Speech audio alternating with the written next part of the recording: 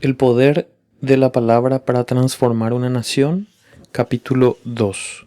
La palabra de Dios, cuando realmente es aceptada, transforma nuestra sociedad.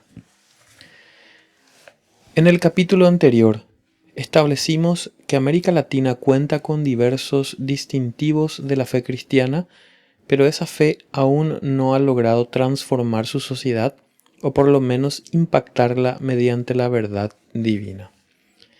Este capítulo trata acerca de la herramienta que Dios nos ha dado para impactar dicha sociedad, su palabra.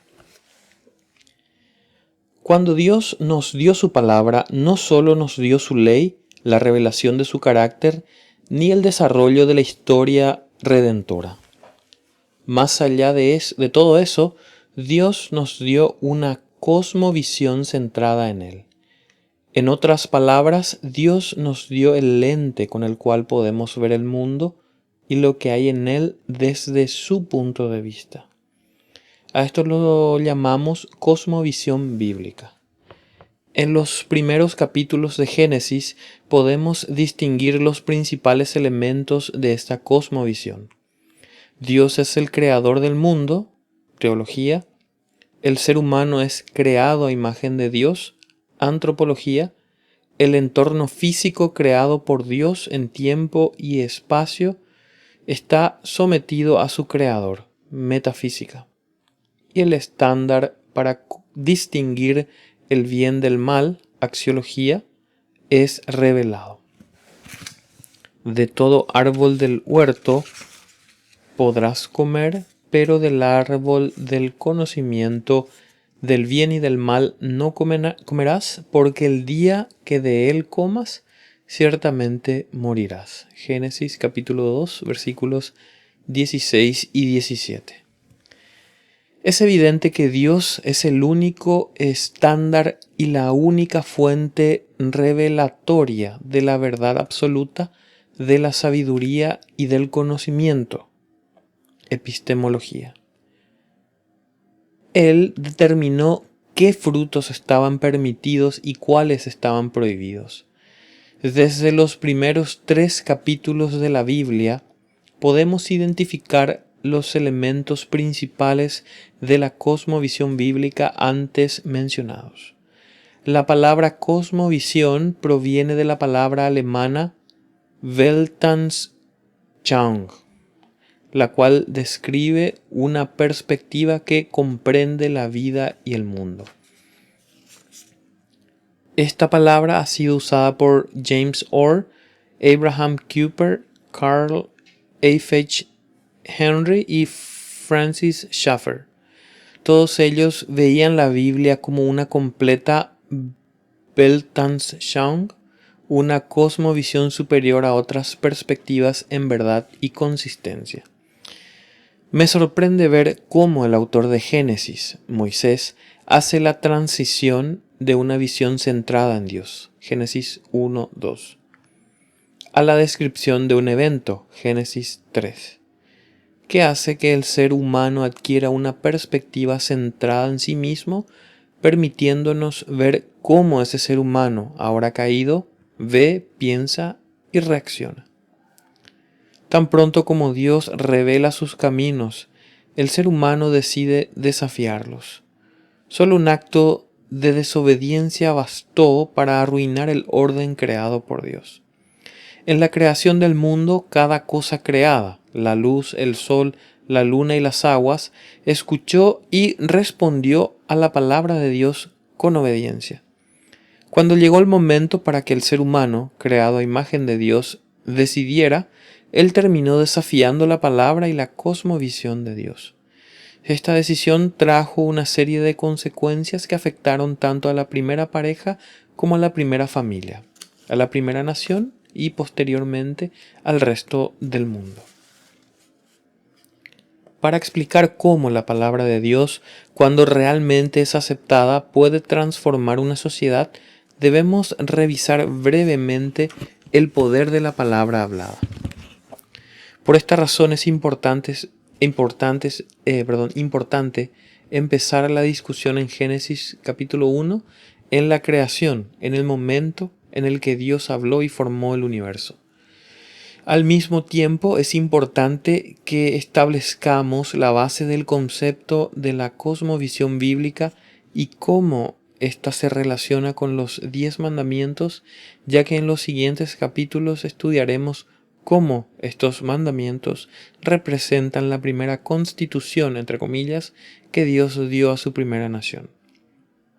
La verdad es que la moral de la ley de Dios es el centro de la cosmovisión bíblica, como lo dijo John Frame. En la cosmovisión bíblica, la ley de Dios, nuestra norma ética, es absoluta, debido al control absoluto y a la autoridad de Dios.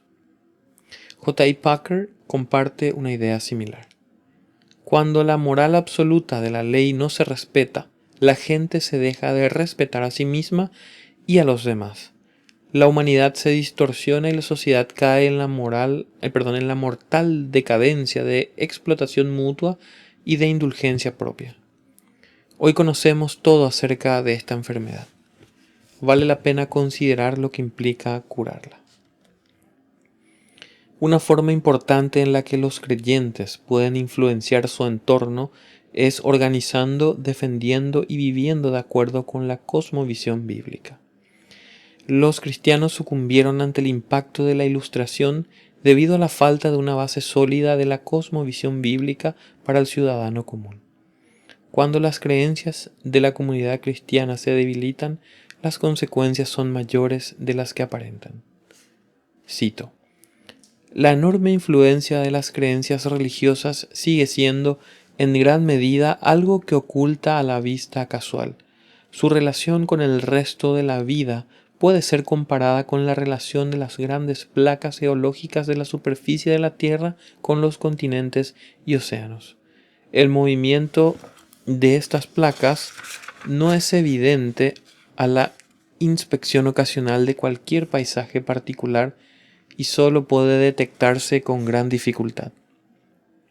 Sin embargo, tan grandes son estas placas y su poder tan formidable que sus efectos visibles, terremotos y erupciones volcánicas, son pequeñas imperfecciones de la superficie comparadas con la fuerza de las poderosas placas. Fin de la cita. Ahora bien, si afirmamos que la palabra de Dios, cuando realmente es aceptada, transforma nuestra sociedad, debemos examinar las siguientes premisas. 1. El poder inherente a la palabra hablada, hoy escrita, ejercida a través de la influencia del cristiano y de la presentación de la cosmovisión bíblica en tantos escenarios como sea posible. 2. La desintegración del orden como consecuencia natural de la desobediencia humana a la palabra de Dios. 3.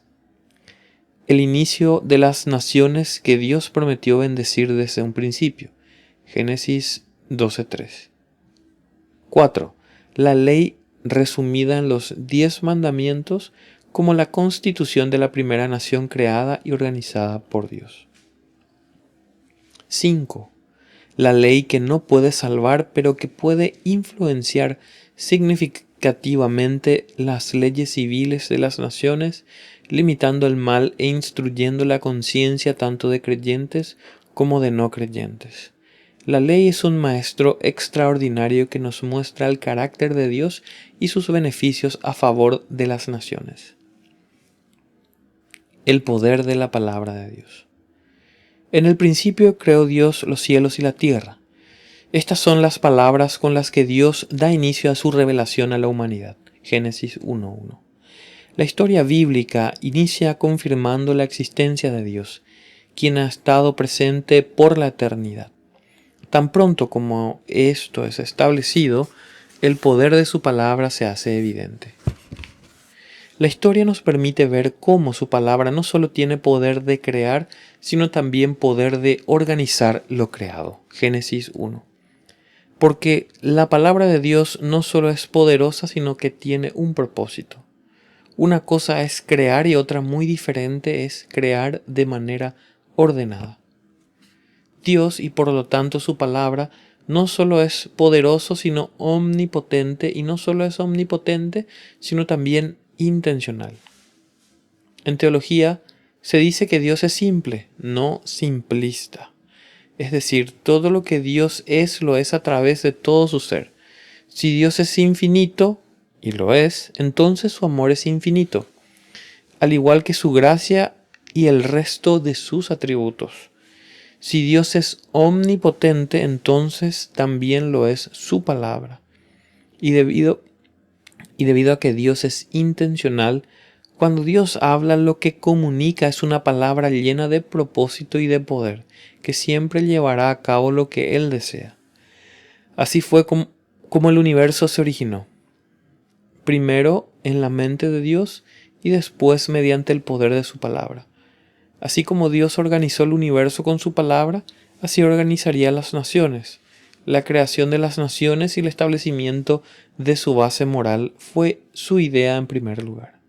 Génesis 11, Hechos 17:26. Cuando Dios habla, hay respuesta a su palabra, porque su palabra es tanto una expresión de su voluntad como una expresión de Él mismo. Cuando Dios habla, las cosas se mueven, los eventos suceden, las montañas tiemblan, las aguas retroceden. La palabra de Dios es eficaz y cumple su propósito. Cuando Dios dijo, júntense en un lugar las aguas que están debajo de los cielos, las aguas se juntaron en un lugar y se descubrió lo seco. No hubo caos debajo del cielo cuando las aguas se movieron. Así es el poder organizacional de la palabra de Dios. Cuando Dios dijo, produzca la tierra vegetación, los árboles aparecieron donde debían y produjeron fruto. Cuando Dios dijo, haya lumbreras en la expansión de los cielos para separar el día de la noche, el sol y la luna fueron creados del tamaño y la distancia necesaria para mantener la vida. Una luna un poco más grande o un poco más cerca hubiera causado mareas tan altas que inundarían el planeta y cambiarían su eje peligrosamente. No hubo confusión ante la voz de Dios. Cuando Dios terminó de crear el universo, vio todo lo que había hecho y concluyó que era bueno en gran manera. Génesis 1:31. Esto era de esperarse, ya que las obras expresan la mente, el espíritu, la voluntad y el carácter del Creador. Así, lo que Dios había hecho era bueno porque le reflejaba. Cuando Dios habla, emana un poder capaz de crear lo que Él tiene previsto. Eso es lo que Dios dijo por medio del profeta Isaías en el capítulo 55, versículo 11. Así será mi palabra que sale de mi boca. No volverá a mí vacía sin haber realizado lo que deseo y logrado el propósito para el cual la envié. Esto fue verdad al momento de la creación y lo fue también al pie del monte Sinaí cuando Dios entregó su ley al pueblo de Israel. Con esto podemos concluir que la palabra de Dios es poderosa, pero no es simplemente una fuerza. No es como la fuerza de gravedad que atrae las cosas hacia abajo, pero sin ordenarlas al caer. La palabra de Dios no solo es poderosa, sino que tiene un propósito y es de incuestionable autoridad. Ninguna voz es como la de Él y ningún otro poder o fuerza tienen estas características. Es única. Cuando Dios habló, lo que creó no fue solamente un universo material, sino un cosmos en equilibrio perfecto e intencional.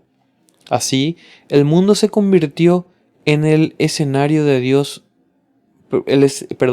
se convirtió en el escenario donde Dios planeaba mostrar su gloria. Theatrium Gloriae, en palabras de Juan Calvino.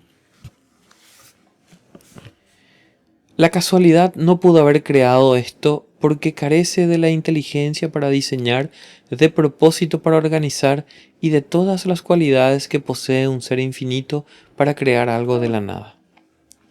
De hecho, la casualidad es solo una posibilidad una vez que los eventos han ocurrido. Nada había sucedido hasta que Dios creó de la forma en que lo hizo. La casualidad no tiene poder porque no tiene existencia, pero en el principio estaba Dios. Él es la causa detrás del efecto, como debe serlo. Si algo existe, alguien en algún lugar debe tener el poder de la existencia. Y ese alguien es Elohim, el Dios creador. Su palabra no es solo responsable de crearlo todo, sino también de sustentarlo todo. En Dios reside el poder de la existencia.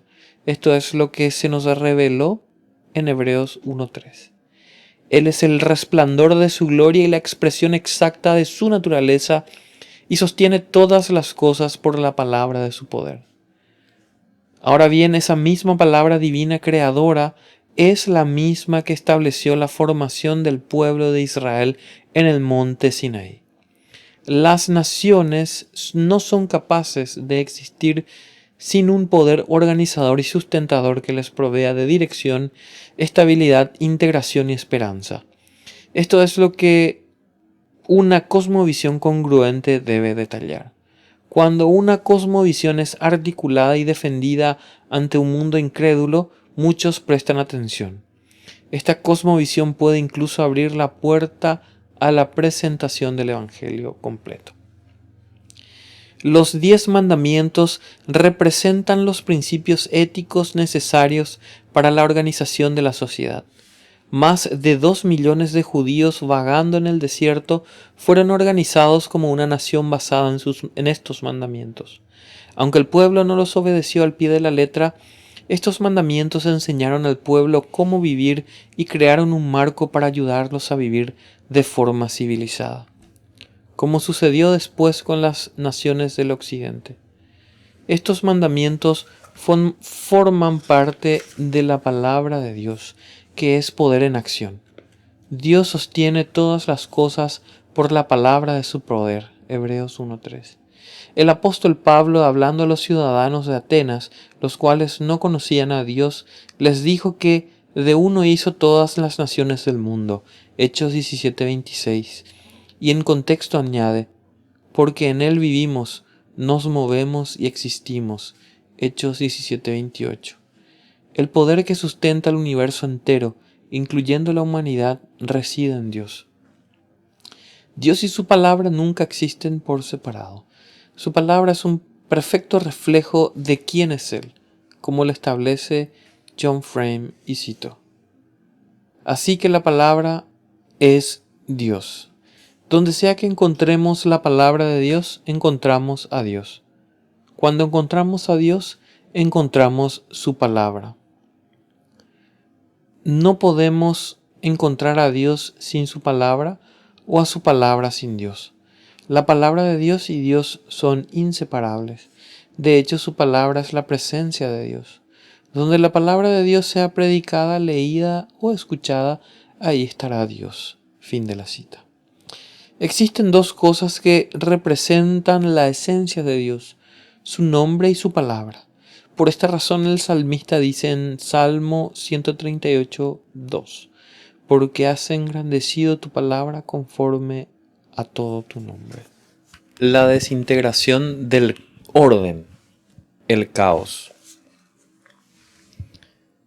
Si la palabra de Dios crea y sostiene las vidas de los individuos y de las naciones, esperaríamos que la desobediencia a su palabra va a tener el efecto contrario, una regresión al caos. Y eso es precisamente lo que ha sucedido en la vida de las naciones. Dios habló, el mundo fue creado y después Adán y Eva recibieron la vida. En ese momento existía una sola restricción: del árbol del conocimiento del bien y del mal no comerás, porque el día que de él comas ciertamente morirás. Génesis 2:17. Pero la primera pareja desobedeció y todo cambió. Ahora Adán y Eva necesitaban leyes que conocían en su corazón y en su mente. Cornelius Van Til, filósofo cristiano, teólogo reformado y apologeta presuposicional, lo explica de la siguiente manera, y cito: La ley que tenemos fue decretada después de la entrada del pecado al mundo. Inicialmente no había necesidad de la promulgación externa. Adán era por naturaleza religioso. La ley estaba escrita en su corazón. El profeta Jeremías prometió que el Mesías restauraría esta condición. Cristo nos ha dado una vez más el amor verdadero por Dios y por lo tanto el amor verdadero por la ley de Dios. Jeremías 31, 33, 34. Fin de la cita. Adán y Eva se alejaron de Dios y a su tiempo las naciones hicieron lo mismo. Por lo tanto, si las naciones se han de alinear con la plomada de Dios, tendrán que confiar y aplicar la palabra que le dio forma al universo en primera instancia, la palabra que hizo posible el mover la nada o el espacio vacío para crear todo lo que existe. Es la misma palabra que organizó el universo en un perfecto equilibrio de espacio, materia, tiempo y energía. La misma que tiene el poder de dar vida a una persona espiritualmente muerta. Como habíamos mencionado, esta palabra de Dios es capaz de organizar las naciones que nunca la aceptaron en el seno de sus sociedades, más allá de las iglesias. Como sucede en el tercer mundo, donde muchas veces la palabra solo ha sido recibida a nivel de las iglesias. Lo mismo puede ser dicho de las naciones que se han alejado de su camino, como es el caso de algunos países en Europa y recientemente de Estados Unidos. Es vital recordar que la muerte y el caos llegaron al mundo como resultado de una sola violación a la palabra de Dios que arruinó todo lo que Él había creado en 6 días. Cuando Adán desobedeció la palabra de Dios, toda la creación cayó con él. El ser humano había cometido una traición cósmica, entre comillas, como le llama R.C. Sproul. Adán traicionó a su creador al cuestionar su palabra e intentar independizarse. Esta fue una traición cósmica porque trajo consecuencias cósmicas. Al leer Génesis, capítulos del 3 al 11, podemos ver claramente cómo el caos se multiplicó. Había tanta corrupción moral en la tierra que Dios decidió traer un diluvio como juicio. El ser humano continuó su viaje hacia el este del Edén y encontró un lugar en la tierra de Sinar. Si comer el fruto prohibido representó el acto de independencia de Adán y Eva, lo que siguió puede ser visto como una guerra de independencia. Con el paso del tiempo, el ser humano adquirió un fuerte deseo de independizarse y alejarse de Dios lo más que se pueda, y así inmortalizarse a sí mismo. En lugar de glorificar al Señor, los humanos se rebelaron. El hecho de que todos hablaban un mismo idioma y que todos se encontraban juntos facilitó la multiplicación del pecado en gran manera. Esta es la descripción de lo sucedido, y cito: Toda la tierra hablaba la misma lengua y las mismas palabras. Y aconteció que según iban hacia el oriente hallaron una llanura en la tierra de Sinar y se establecieron allí. Y se dijeron unos a otros: Vamos, fabriquemos ladrillos y cosámoslo bien. Y usaron ladrillo en lugar de piedra y asfalto en lugar de mezcla. Y dijeron: Vamos, edifiquémonos una ciudad y una torre cuya cúspide llegue hasta los cielos, y hagámonos un nombre famoso para que no seamos dispersados sobre la faz de toda la tierra. Génesis 11, 1, 4, fin de la cita. Una vez más, Calvino nos ayuda a entender la actitud de la humanidad. Edificar una ciudad no era un crimen, pero levantar un monumento eterno para ellos mismos que duraría por siglos era una prueba de orgullo obstinado y de desprecio a Dios. Esta vez Dios decidió castigar su maldad. No mandó un diluvio, pero los confundió con diferentes lenguas y los esparció por toda la tierra. Lo que es descrito geográfica y lingüísticamente en el capítulo 10 es descrito en el capítulo 11 teológicamente como la dispersión de las naciones por parte de Dios desde Babilonia. Así que el resultado de que los humanos no se entiendan unos a otros debido a su idioma no es el resultado de un accidente, sino de una maldición. El siguiente es un comentario acerca de este evento, y cito: las diferencias que surgieron de este evento no solamente fueron variaciones de sonido, como las atribuidas a los órganos del habla, los labios y la lengua, sino algo más profundo en la mente del ser humano. Si el idioma es la expresión audible de emociones, conceptos y pensamientos de la mente, la causa de la confusión y de la división del único idioma conocido en diferentes dialectos debe buscarse en un efecto en la mente en la que la unión de emociones, conceptos, pensamientos y voluntad se dividieron. Esta unión interna ya había sido perturbada por el pecado, pero esta alteración no había alcanzado el punto de quiebre. Esto sucedió en los eventos narrados previamente, mediante una manifestación directa del poder divino que causó la perturbación creada por el pecado en la unión emocional, mental y volitiva, resultando en una diversidad de idiomas y, por lo tanto, en una milagrosa interrupción del entendimiento, lo que frustró la obra con la que los hombres esperaban obtener una imposible independencia.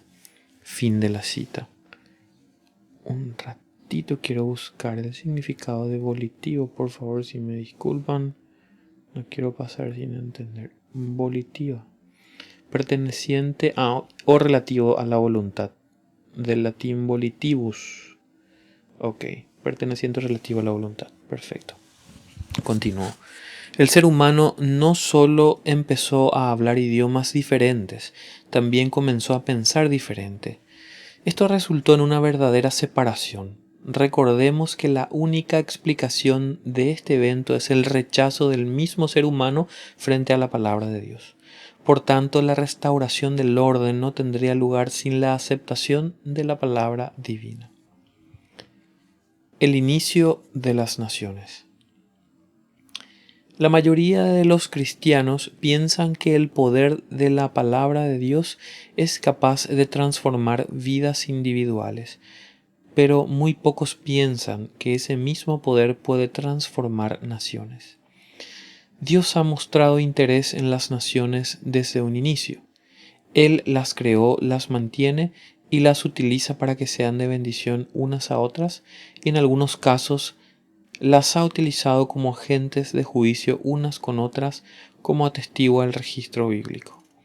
La bendición de las naciones es algo que Dios prometió mucho antes de la venida de Cristo, Génesis 12, y esto no ocurrirá separado de su palabra. Dios ideó una situación después de la Torre de Babel que forzó a los seres humanos a migrar, formando diferentes naciones.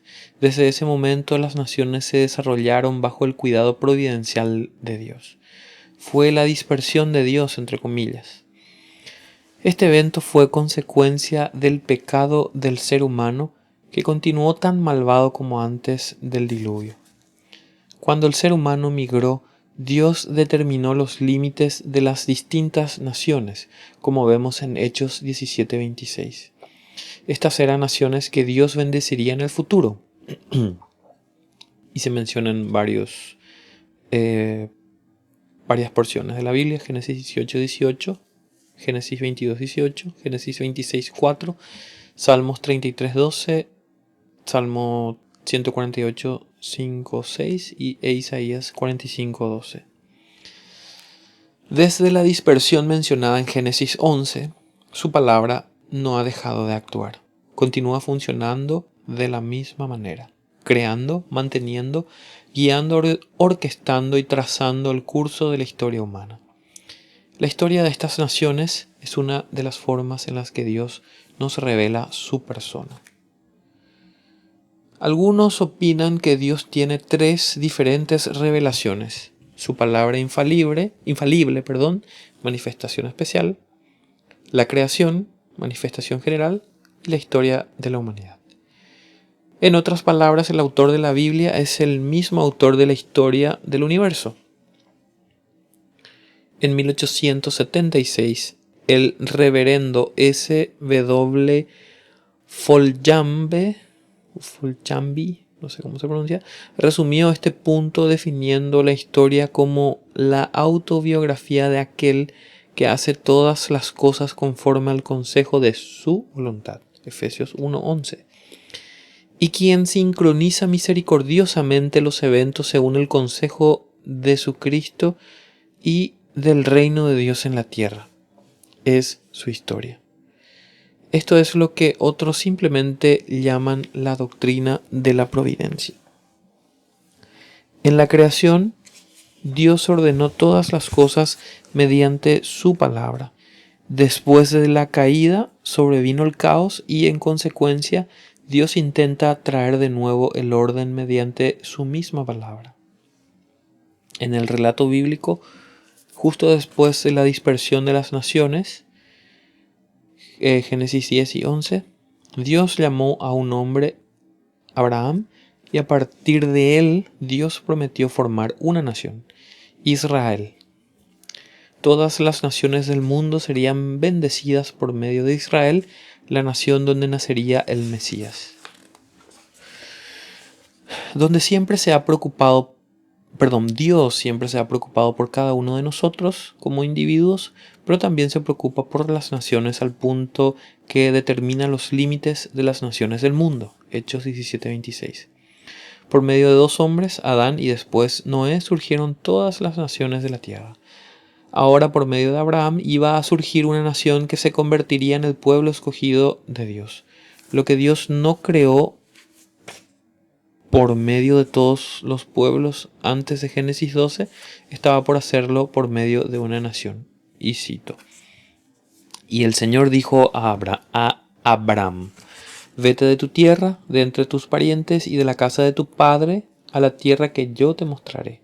Haré de ti una nación grande, y te bendeciré y engrandeceré tu nombre y serás bendición. Bendeciré a los que te bendigan y al que te maldiga maldeciré. En ti serán benditas todas las familias de la tierra. Génesis capítulo 12, versículos 1 al 3. Fin de la cita. Dios establece que su relación con otros será determinada por la relación que mantengan con Abraham. Dios iba a trabajar de una manera muy especial con su nación y a través de ella. Abraham no vio el cumplimiento de la promesa de Dios, pero nosotros lo hemos visto. A través de Abraham vino el Mesías, Jesucristo, y a través de Cristo todas las naciones de la tierra reciben bendición. No fue a través de Abraham que todas las familias de la tierra fueron bendecidas, porque Abraham no vivió tanto tiempo. Obviamente Dios se dirigía hacia alguien diferente, mayor que Abraham, que trascendería el tiempo. Por esta razón, Lutero sentía que la promesa de Dios en Génesis 12:3 reveló no solo la redención de la humanidad, sino también la encarnación de Jesús. Aún así, continuamos esperando el resultado de esa promesa.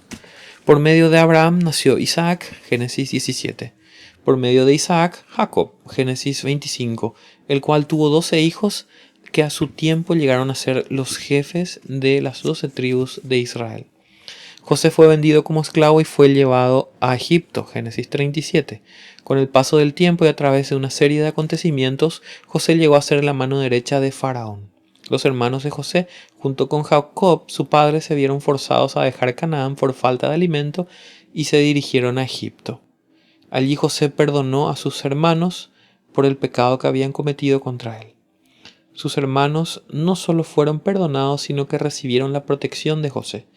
Desafortunadamente, el curso de la historia cambió para estas familias. Y cito: Estos son los nombres de los hijos de Israel que fueron a Egipto con Jacob. Cada uno fue con su familia: Rubén, Simeón, Leví y Judá, Isaacar, Zabulón y Benjamín, Dan, Neftalí, Gad y Aser. Todas las personas que descendieron de Jacob fueron 70 almas, pero José estaba ya en Egipto y murió José y todos sus hermanos y toda aquella generación. Pero los hijos de Israel fueron fecundos y aumentaron mucho y se multiplicaron y llegaron a ser poderosos en gran manera, y la tierra se llenó de ellos, y se levantó sobre Egipto un nuevo rey que no había conocido a José. Éxodo 1, versículos 1 al 8, fin de la cita. Los hijos de Jacob, Israel, estuvieron en Egipto por 430 años, Éxodo 12:40, hasta que Dios llamó a Moisés en el desierto para ir a rescatar a su pueblo, como vemos en Éxodo 3. Muchos comentaristas, advierten la notoria ausencia de Dios en los primeros 2 capítulos de Éxodo. Aunque puede ser que el nombre de Dios esté ausente en estos 2 primeros capítulos, su misericordioso cuidado no lo está. No es el propósito de este libro revisar los detalles de la historia, sino repasar rápidamente los eventos que llevaron a que Dios entregara su ley al pueblo de Israel en el monte Sinaí, y además de esto, examinar el rol de estas leyes en las vidas de las personas. Dios, por medio de Moisés, nos presenta su propio punto de vista acerca de la ley que da a su pueblo, y cito: Mirad, yo os he enseñado estatutos y decretos tal como el Señor mi Dios me enseñó, para que lo cumpláis en medio de la tierra en que vais a entrar para poseerla.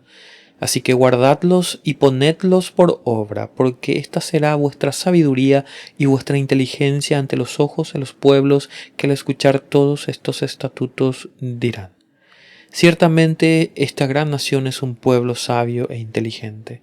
Porque ¿qué nación grande hay que tenga un Dios tan cerca de ella como está el Señor nuestro Dios siempre que le invocamos? ¿O qué nación grande hay que tenga estatutos y decretos tan justos como toda esta ley que hoy pongo delante de vosotros? Deuteronomio capítulo 4, versículos 5 al 8, fin de la cita. Estos estatutos y decretos, entre comillas, citados en el texto anterior, son parte de la ley de Dios. Como dijo Moisés, la ley de Dios es una bendición tan grande que ninguna otra nación de ese tiempo, ni de hoy en día, puede superar. Una nación sin la ley de Dios, es una nación caótica. Tan solo debemos ver la situación que se vive en el Medio Oriente y en el mundo musulmán. Por otro lado, podemos ver lo que pasó en lugares como Ginebra, Inglaterra, Alemania y Estados Unidos cuando fueron impactados por la palabra de Dios. Israel se convertiría en una gran nación, pero no de acuerdo con el estándar de este mundo, riquezas, poder y tecnología. Más bien, Dios quería una nación de la que se dijera: ciertamente esta nación es un pueblo sabio y entendido. La entrega de los 10 mandamientos. Después de más de 4 siglos de esclavitud, Dios, a través de Moisés, liberó a su pueblo de Egipto. Esto no representó la teología de la liberación. Dios libera a su pueblo de la injusticia, como algunos teólogos latinoamericanos han opinado. Más bien aquí está representada la teología de la elección. Dios libera a su pueblo mientras deja atrás a miles de esclavos egipcios. Fueron necesarias 10 plagas, pobremente toleradas por Faraón, para lograr la liberación. La descendencia de Jacob, más de 2 millones de personas, fue llevada al desierto para servir a Dios. Ahí Dios formó una nación, personas individuales, Abraham, Isaac y Jacob, y también naciones, Israel y aquellos que bendijeron y maldijeron al pueblo. Han estado en la mente de Dios desde el principio, como le fue anunciado a Abraham cuando fue llamado. Génesis 12:3. Posteriormente, Dios llevó a cabo su plan para las naciones. Bendijo una nación, Israel, y castigó otra, Egipto. Castigó a Egipto por esclavizar a Israel y acto seguido bendijo a Israel en el desierto. Más tarde, también Dios usó al mismo pueblo de Israel para castigar a las naciones que ocupaban la tierra prometida por sus pecados. Deuteronomio 7. Luego llevó a los israelitas a que ocuparan la tierra de aquellas naciones. Aún así, con el paso del tiempo, Israel sería castigado por Asiria, 722 a.C., y después por Babilonia, 586 a.C., debido a que no siguieron el camino de Dios. Él dice a través del profeta Isaías, sí: porque yo soy el Señor tu Dios, el Santo de Israel, tu Salvador. He dado a Egipto por tu rescate, a Cus y a Seba en lugar tuyo. Isaías 43:3. La idea aquí es que en lugar de Israel rendirse, tres naciones han tomado su lugar como sustitutos. Estos pueblos representaban las naciones paganas en general. El juicio que resultó en destrucción no cayó sobre Israel, sino sobre estas naciones. Estas naciones fueron las sustitutas de Israel. Las naciones, y no solo los individuos, han sido parte del plan de Dios. Esto refuerza el concepto de este libro de que la ley de Dios, cuando es tomada en cuenta, puede ser de bendición para las naciones, incluso en ausencia de una teonomía. Varios han utilizado el término teonomía de distintas formas. En este libro me permito definir teonomía como la creencia de que las leyes civiles que Dios entregó al pueblo de Israel estaban destinadas a ser las mismas para todas las naciones en todo momento. Defender el sistema teonómico para las naciones de hoy significa ignorar varios aspectos establecidos en la Biblia.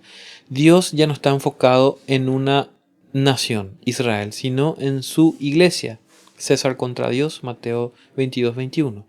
Cristo cumplió la ley y creó un nuevo pacto, instaurando así un elemento de discontinuidad entre el Antiguo Testamento y el Nuevo, y las naciones hoy no se rigen por la teocracia como lo hizo Israel.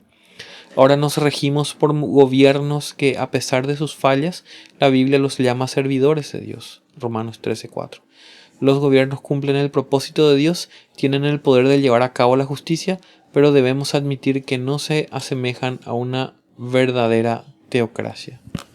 Las leyes del Antiguo Testamento ejemplifican principios universales de los cuales podemos aprender, pero las reglas cambiaron por las razones descritas anteriormente.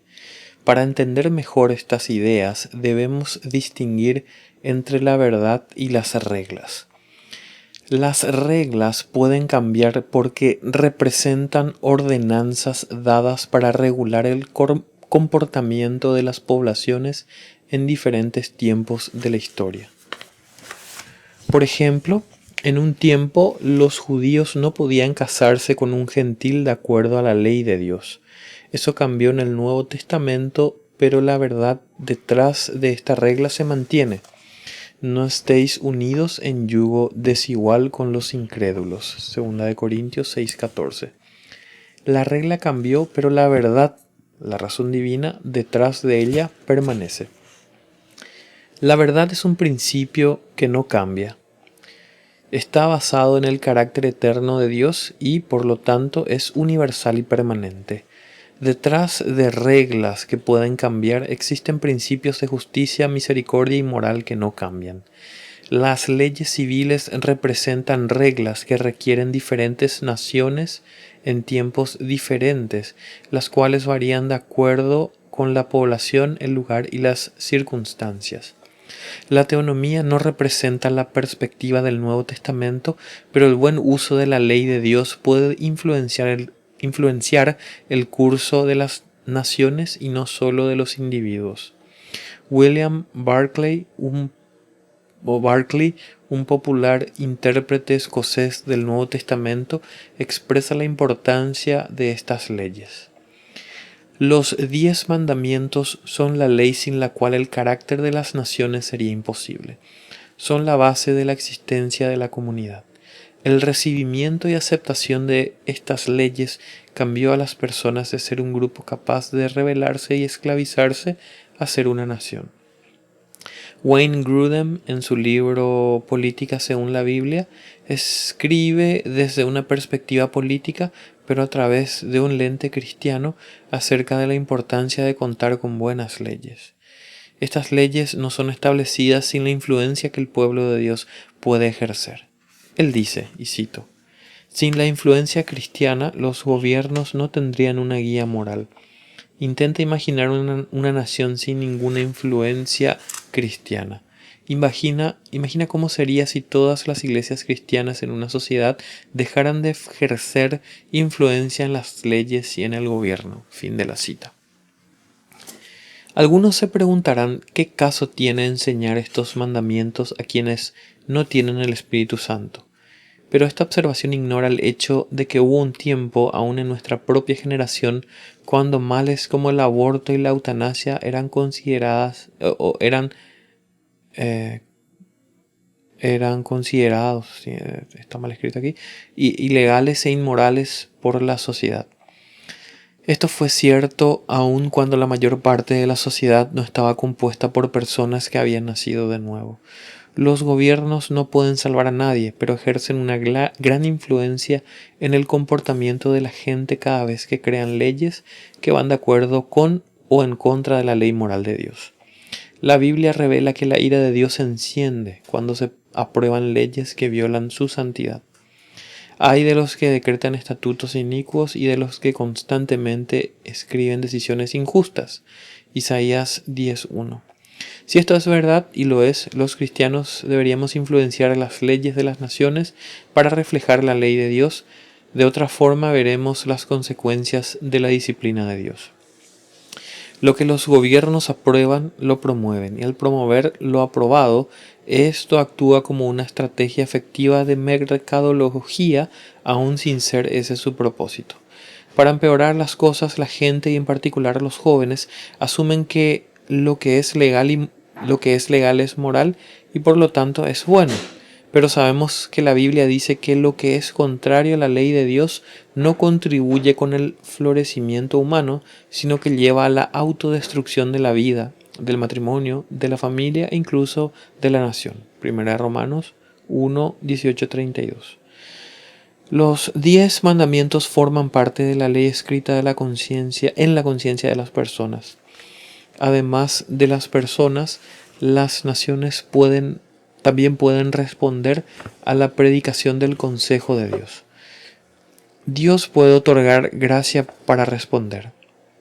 Él reveló su verdad mediante el profeta Jeremías. En un momento yo puedo hablar contra una nación o contra un reino, de arrancar, de derribar y de destruir, pero si esa nación contra la que he hablado se vuelve de su maldad, me arrepentiré del mal que pensaba traer sobre ella. Jeremías 18, 7, 8.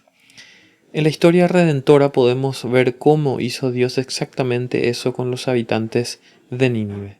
Jonás 3. Los 10 mandamientos de Dios son únicos en más de una forma. Ninguna otra ley incorpora el concepto de una ley natural. Con ley natural nos referimos al discernimiento con el cual, gracias a la razón humana, definimos lo que es bueno o lo que es malo de acuerdo con lo revelado por Dios en la creación y en la conciencia del hombre. Pablo afirma en Romanos 1, 18, 21 que el ser humano sabe que Dios existe. El ser humano puede discernir su existencia a partir de lo creado y sabe en su conciencia. Por lo tanto, el ser humano no tiene excusa. Romanos 1:20. En el siguiente capítulo, Pablo nos presenta más información acerca de esta ley natural que todo ser humano posee. Y cito: porque cuando los gentiles, que no tienen la ley, cumplen por instinto los dictados de la ley, ellos, no teniendo la ley, son una ley para sí mismos, ya que muestran la obra de la ley escrita en sus corazones, su conciencia dando testimonio y sus pensamientos acusándolos unas veces y otras defendiéndolos, en el día en que, según mi evangelio, Dios juzgará los secretos de los hombres mediante Cristo Jesús. Romanos 2, 14, 16. Fin de la cita.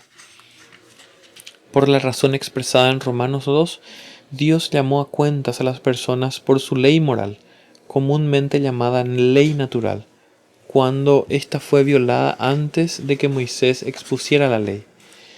Esta es la ley que Dios dio al ser humano a partir de Adán. Los siguientes son solo algunos ejemplos de cómo Dios llamó a cuentas a las personas en relación con los 10 mandamientos, aun cuando estas ordenanzas serían entregadas en el futuro. 1. En Génesis 4, Caín es hallado culpable de tomar la vida de su hermano Abel, violando el 6.º mandamiento. 2.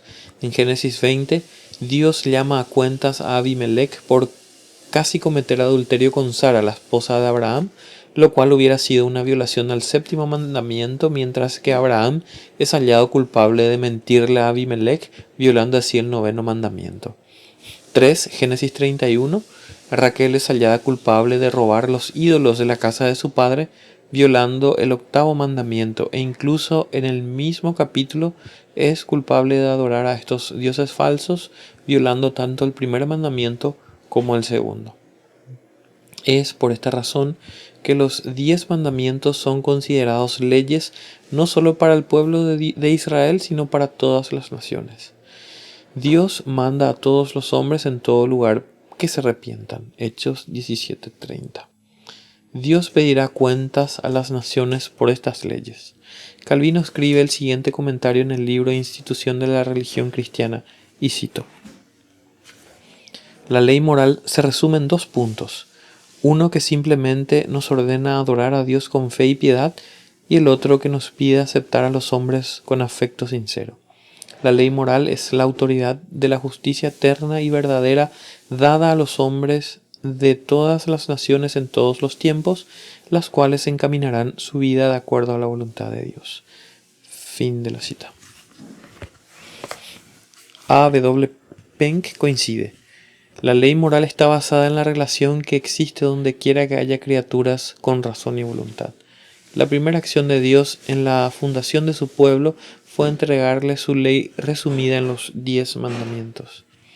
Israel había salido de Egipto hacía apenas 3 meses cuando Dios bajó al monte Sinaí y llamó a Moisés para entregarle su primera constitución, y cito: Y Moisés subió hacia Dios, y el Señor lo llamó desde el monte diciendo: Así dirás a la casa de Jacob y anunciarás a los hijos de Israel: Vosotros habéis visto lo que he hecho a los egipcios y cómo os he tomado sobre alas de águilas y os he traído a mí.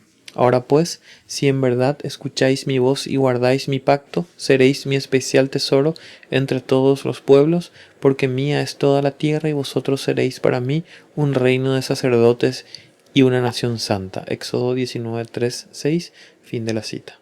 La promesa era: vosotros seréis para mí un reino de sacerdotes y una nación santa. Israel iba a convertirse en una nación, pero no en cualquier nación. Una religión y una nueva cultura estaban comenzando, y éstas estaban relacionadas entre sí. Dios se reunió con el pueblo de Israel en el monte de Sinaí para entregarle su ley, la expresión escrita de su voluntad tanto a la comunidad como a cada persona como individuo. En el idioma hebreo, las 10 leyes morales no son llamadas mandamientos, mitzvot, sino palabras, davar. Son las 10 palabras, entre comillas. Ellas fueron la base moral de la primera nación instituida por Dios. Fueron lo más importante para el pueblo de Israel y continúan siéndolo para todos nosotros. Esto que acabamos de mencionar no representa un sistema teonómico. Sin embargo, estas leyes revelan la justicia y el carácter de Dios.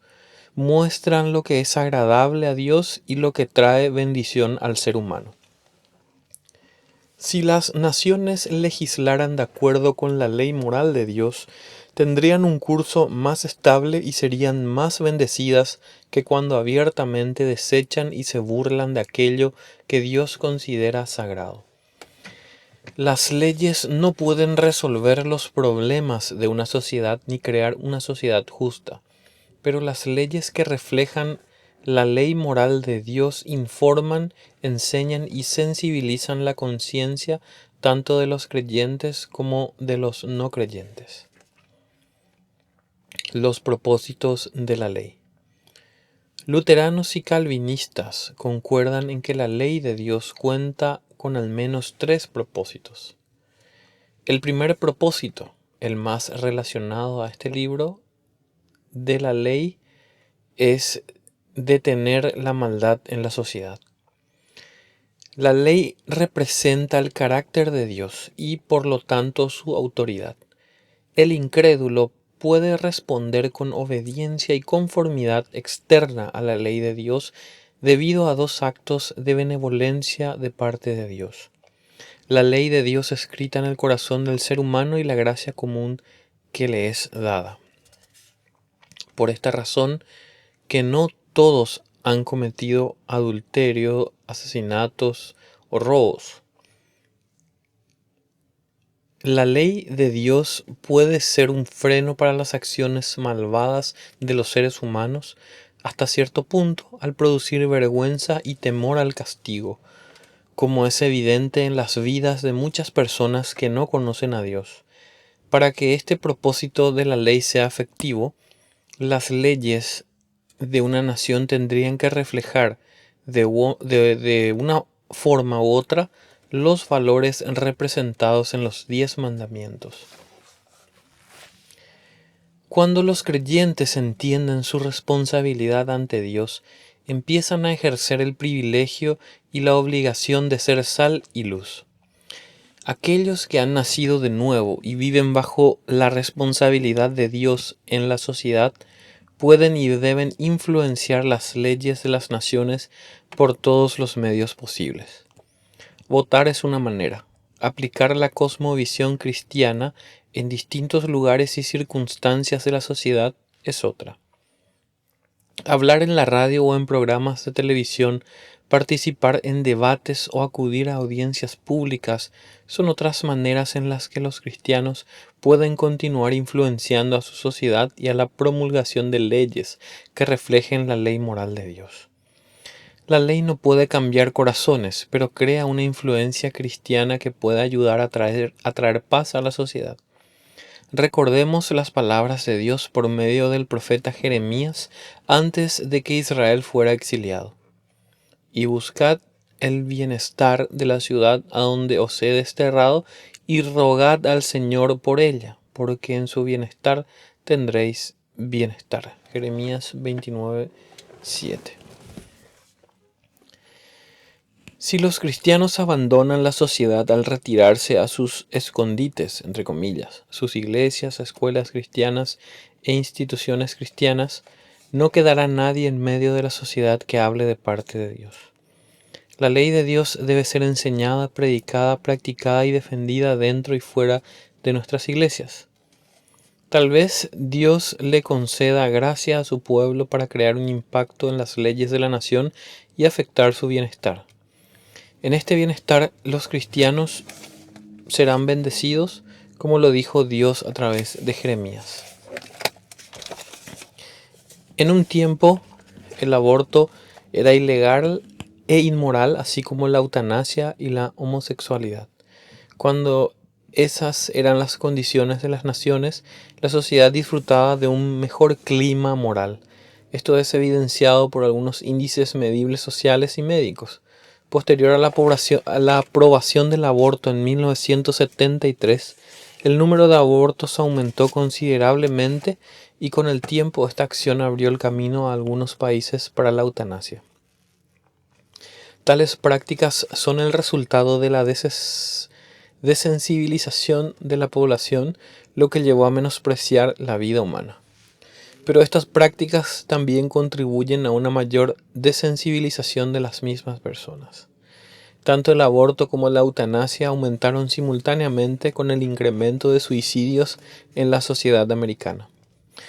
El Centro para el Control de Enfermedades reportó un estudio llevado a cabo de 1999 a 2010, mostrando que las tasas de suicidio en edades de 35 a 64 años habían aumentado significativamente durante este periodo. La siguiente frase resume los hallazgos y emite una alerta. El suicidio es un problema de salud pública que va a un aumento. En el 2009, el número de muertes por suicidio sobrepasó las muertes por accidentes automovilísticos en Estados Unidos. Junto con esta tragedia, ha habido un incremento en el número de muertes violentas. Solo los homicidios se cobran la vida de 16.000 personas por año, o 41 de ellas diariamente. Estas prácticas representan una clara violación a la ley de Dios bajo leyes estatales y federales que aprueban lo que es moralmente incorrecto. Si observamos otro aspecto de las prácticas pecaminosas, como por ejemplo la homosexualidad, nos encontramos con que Canadá reportó en 1997 que la expectativa de vida de una persona homosexual a sus 21 años era de 8 a 20 años menor que la del resto de la población. Esa era la misma expectativa de vida que había para la población general en 1871. Las prácticas médicas han mejorado desde entonces con el tratamiento del VIH, pero los homosexuales aún tienen una expectativa de vida menor a la de la mayoría de la población. También cuentan con una alta incidencia de enfermedades venéreas, suicidio, adicciones, 50%, cáncer genital, cáncer anal y otras complicaciones. Estos números nos dan una idea de la importancia de los mandamientos divinos.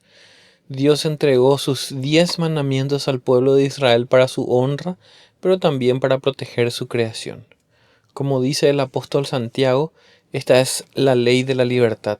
Mantiene a las personas libres de todos estos males si es tomada en cuenta. Santiago 1:25.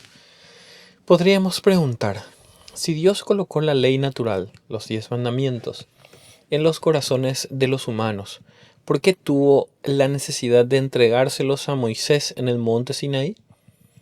Pink nos da la respuesta.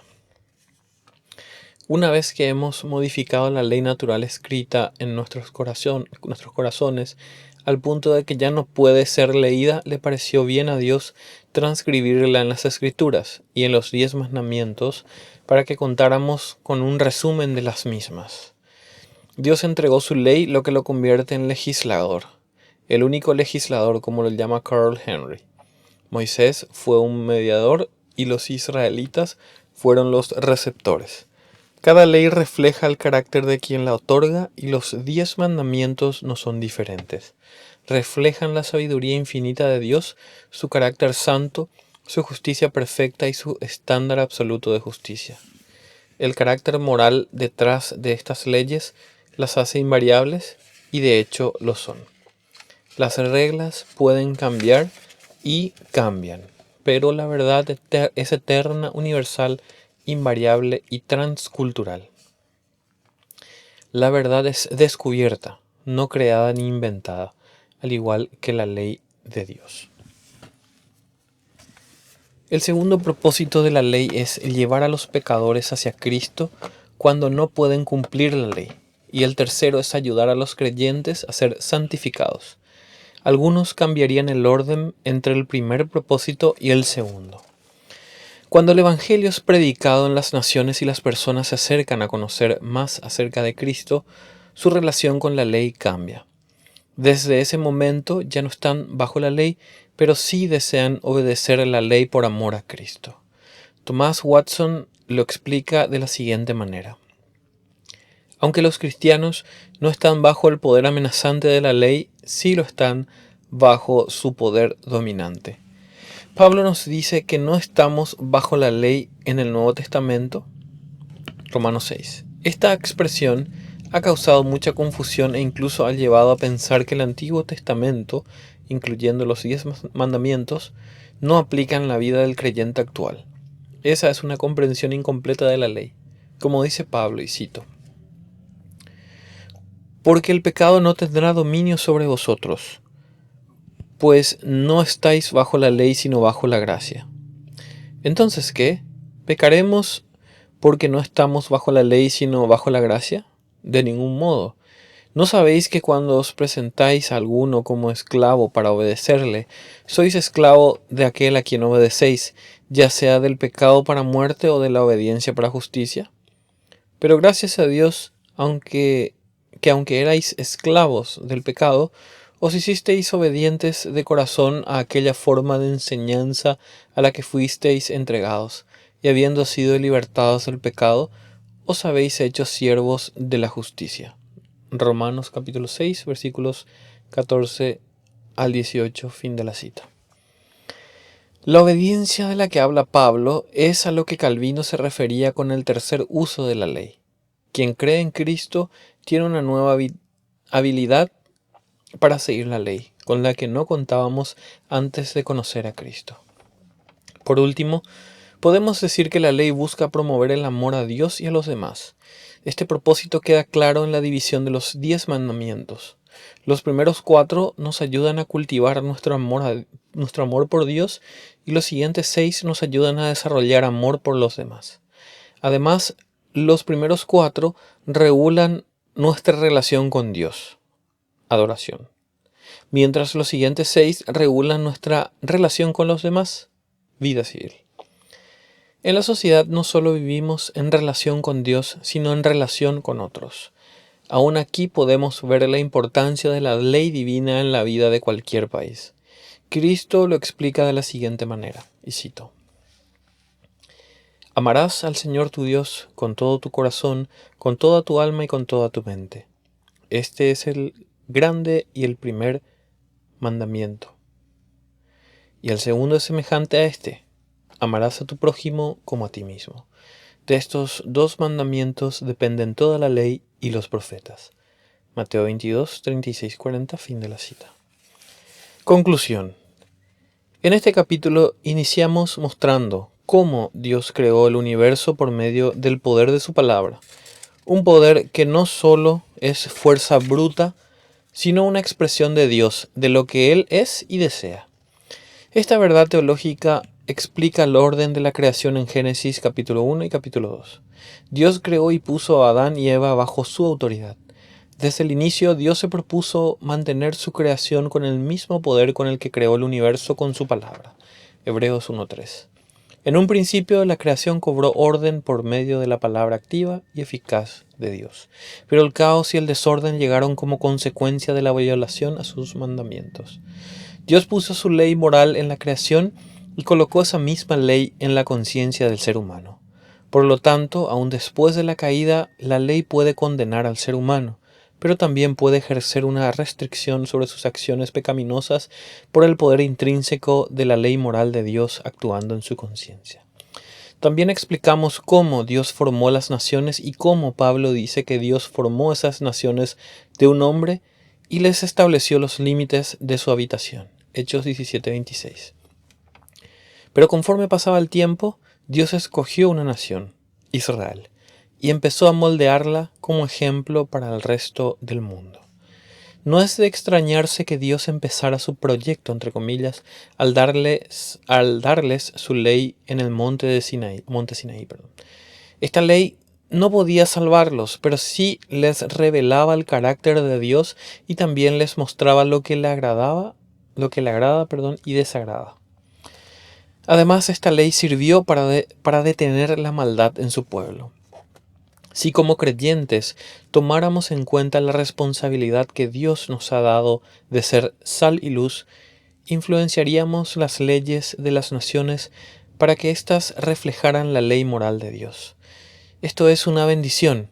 Santiago llama a esta ley moral la ley de libertad, Santiago 1:25, porque nos libra del pecado. Las leyes de Dios traen paz y estabilidad a las naciones y no están alejadas de influenciar de la ley moral cristiana en la comunidad. Las naciones que no tienen la ley moral de Dios son naciones sin guía, las cuales están propensas a caer en la perdición.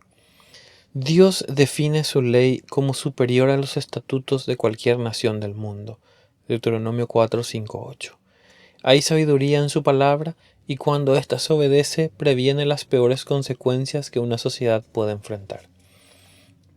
Hoy enfrentamos esas consecuencias por una razón. Nos hemos apartado de la ley moral de Dios. Se ha dicho que en un tiempo las sociedades de Occidente tenían una conciencia cristiana, aun cuando el corazón de sus ciudadanos no se habían convertido. Pero hoy la influencia de la palabra de Dios ha sido apartada y no contamos con la cosmovisión cristiana del mundo que dicte nuestras leyes. El siguiente capítulo demostrará cómo la predicación del Evangelio empezó a transformar naciones más allá de la comunidad que recibió los 10 mandamientos y cómo el mensaje de Cristo continúa produciendo los mismos cambios a su paso por Jerusalén, Judea, Samaria y las naciones de los gentiles.